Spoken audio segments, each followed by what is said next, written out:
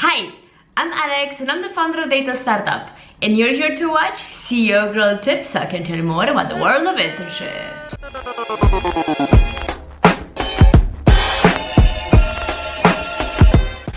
Yo, long time no see, right?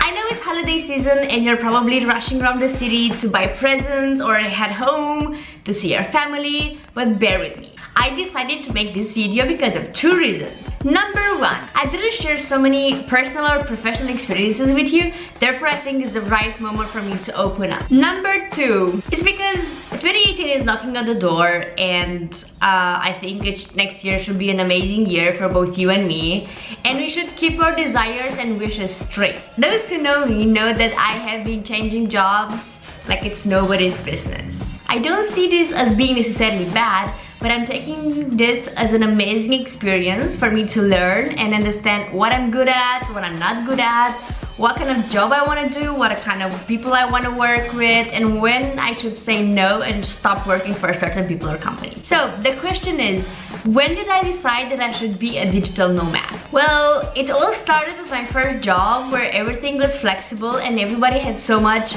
freedom to do anything they wanted to do. That's when I understood that I cannot stay in one place unless I am able to use the flexibility I have to enhance my creativity and my desire to explore. Fast forward, all the jobs that I had after that were jobs in which I was stuck. I felt stuck. Working a job from 9 to 5, but actually working long hours because every time I wanted to leave the office, I felt bad because my colleagues were still there. So far, I had several working experiences, among which I can count a couple of collaborations in terms of freelancing. I worked for 5 startups, 2 NGOs, and 1 advertising agency. Exciting, right? Founding Data Startup was like a dream coming true. That was also the moment when I realized that I'm ticking all the boxes of what a young entrepreneur should do.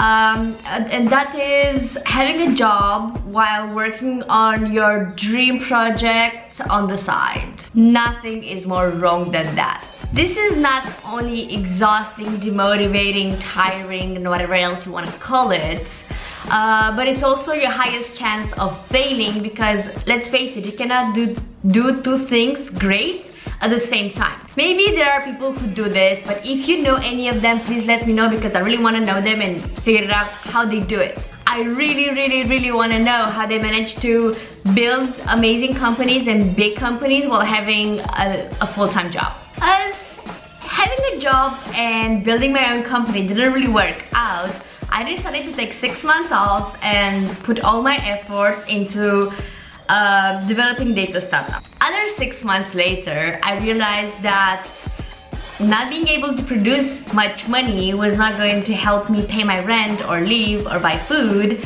Therefore, I went back to the job market as a fish who was waiting to get in the right basket.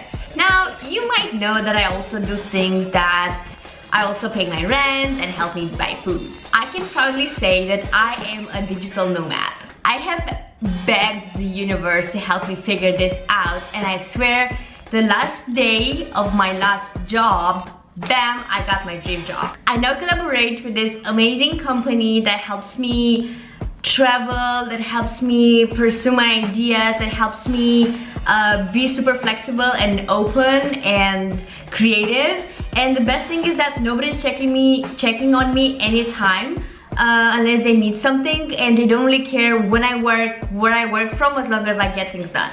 I am the kind of person who is unsettled, and unfortunately everybody who's trying to make me change that about myself failed miserably, unfortunately for them. I'm a creative person, and all of you there who are creatives, you know that such people need a lot of freedom and a lot of space to simulate their creativity. Maybe it is also important to say that I have never worked for the corporate world, even if I had an intention at some point of doing so. I kind of changed my mind really fast, listening to all my friends who have a corporate job and they complain about it every single day. It would be ridiculous for me to come and tell you that, oh, I want to be a digital nomad because I want to travel the world, because to be honest, if you go on these digital nomad groups on Facebook, you find somebody who tells you this every 5 minutes. What I will tell you though is that for me, this is a lifestyle, and this is something that I don't think I can live without. This is all I have ever wanted, to be free. Being a digital nomad also means that I can be my own boss, and I can only keep myself accountable for everything that I do or don't. So if at the end of the month I have or I don't have money to pay my rent or eat, it is only on me, it's not on anybody else. I understand. For me, this is a choice.